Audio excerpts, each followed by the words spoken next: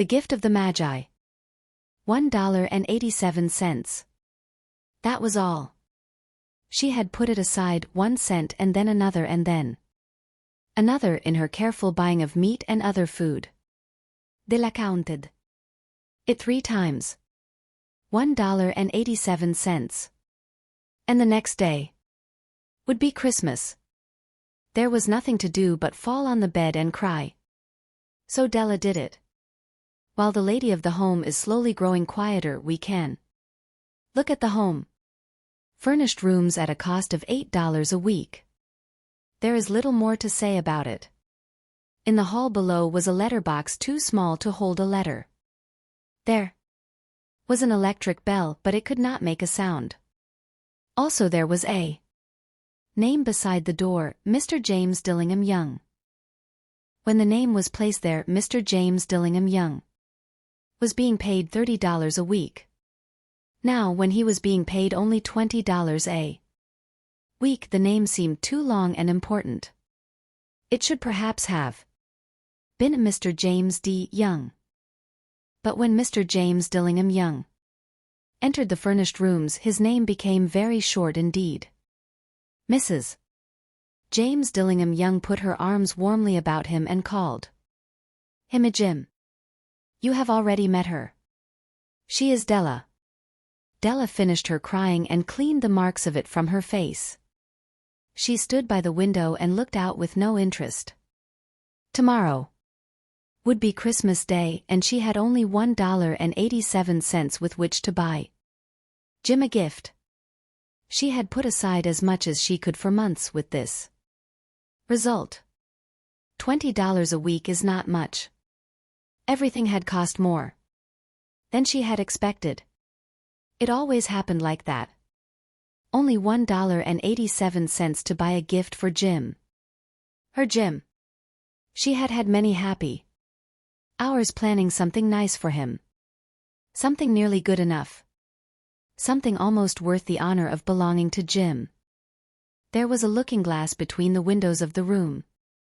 Perhaps you have seen the kind of looking glass that is placed in $8 furnished rooms. It was very narrow. A person could see only a little of himself at a time. However, if he was very thin and moved very quickly, he might be able to get a good view of himself. Della, being quite thin, had mastered this art.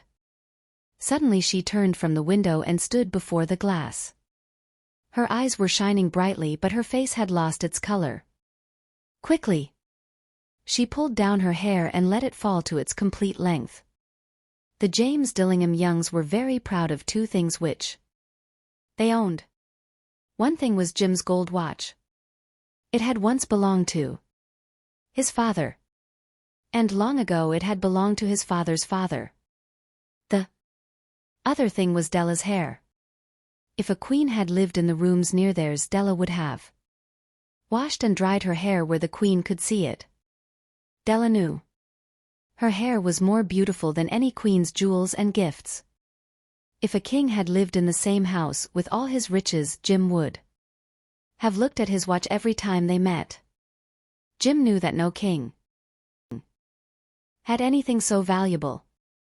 So now Della's beautiful hair fell about her, shining like a falling stream of brown water. It reached below her knee. It almost made itself into a dress for her. And then she put it up on her head again, nervously and quickly. Once she stopped for a moment and stood still while a tear or 2 ran down her face. She put on her old brown coat. She put on her old brown hat.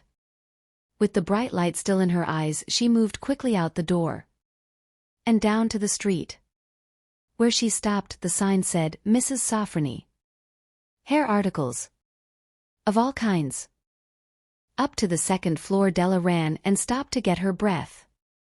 Mrs. Sofronie, large, too white, cold-eyed, looked at her. Will you buy my hair? Asked Della. I buy hair, said Mrs. Sofronie. Take your hat off and let me look at it. Down fell the brown waterfall. $20, said Mrs. Sofronie, lifting the hair to feel its weight. Give it to me quick, said Della. Oh, and the next 2 hours seemed to fly. She was going from one shop to another to find a gift for Jim. She found it at last. It surely had been made for Jim and no one else. There was no other like it in any of the shops, and she had looked in every shop in the city. It was a gold watch chain, very simply made. Its value was in its rich and pure material. Because it was so plain and simple, you knew that it was very valuable. All good things are like this. It was good enough for the watch.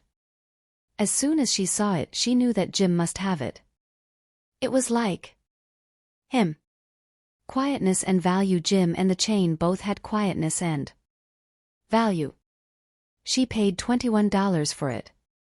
And she hurried home with the chain and 87 cents. With that chain on his watch, Jim could look at his watch and learn the time anywhere he might be. Though the watch was so fine, it had never had a fine chain. He sometimes took it out and looked at it only when no one could see him do it. When Della arrived home, her mind quieted a little. She began to think more reasonably. She started to try to cover the sad marks of what she had done. Love and large-hearted giving, when added together, can leave deep marks. It is never easy to cover these marks, dear friends. Never easy. Within 40 minutes her head looked a little better. With her short hair, she looked wonderfully like a schoolboy. She stood at the looking glass for a long time. If Jim doesn't kill me, she said to herself, before he looks at me a second time, he'll say I look like a girl who sings and dances for money. But what could I do? Oh, what could I do with $1.87? At 7, Jim's dinner was ready for him. Jim was never late. Della held the watch chain in her hand and sat near the door where he always entered. Then she heard his step in the hall and her face lost color for a moment. She often said little prayers quietly about simple everyday things. And now she said, please God, make him think I'm still pretty. The door opened and Jim stepped in.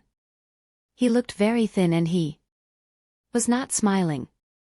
Poor fellow, he was only 22 and with a family to take care of. He needed a new coat and he had nothing to cover his cold hands. Jim stopped inside the door. He was as quiet as a hunting dog when it is near a bird.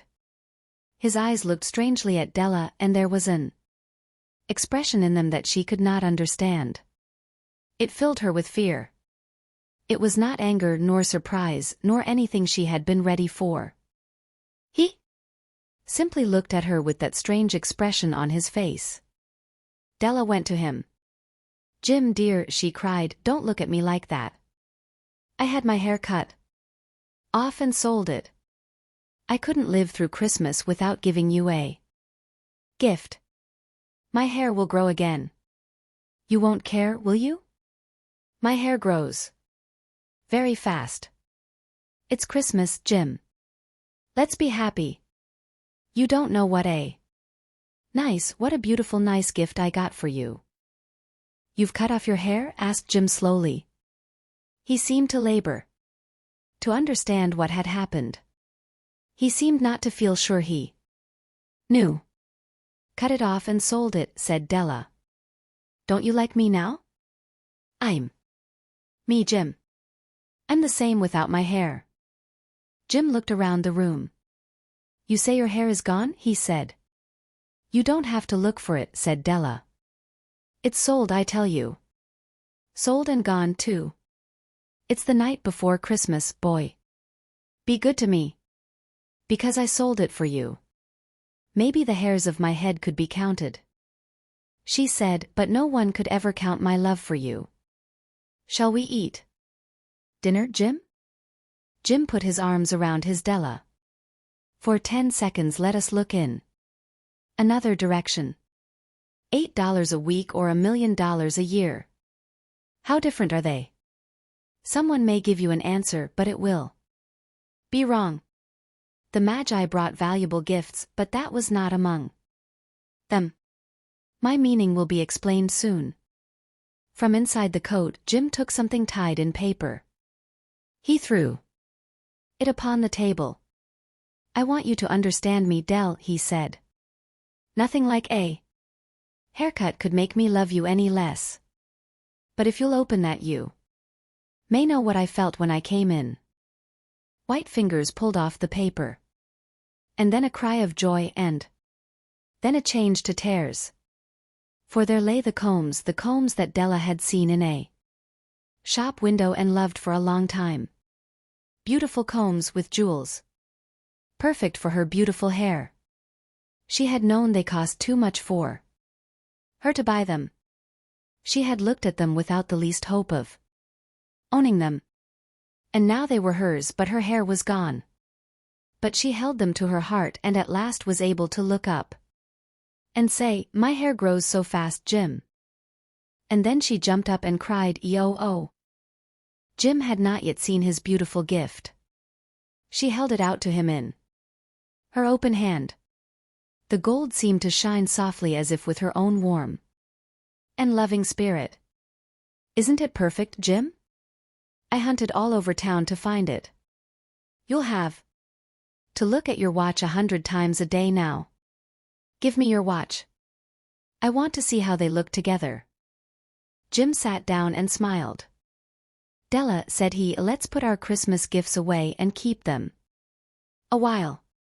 They're too nice to use now. I sold the watch to get the money to buy the combs. And now I think we should have our dinner." The Magi, as you know, were wise men, wonderfully wise men, who brought gifts to the newborn Christ child.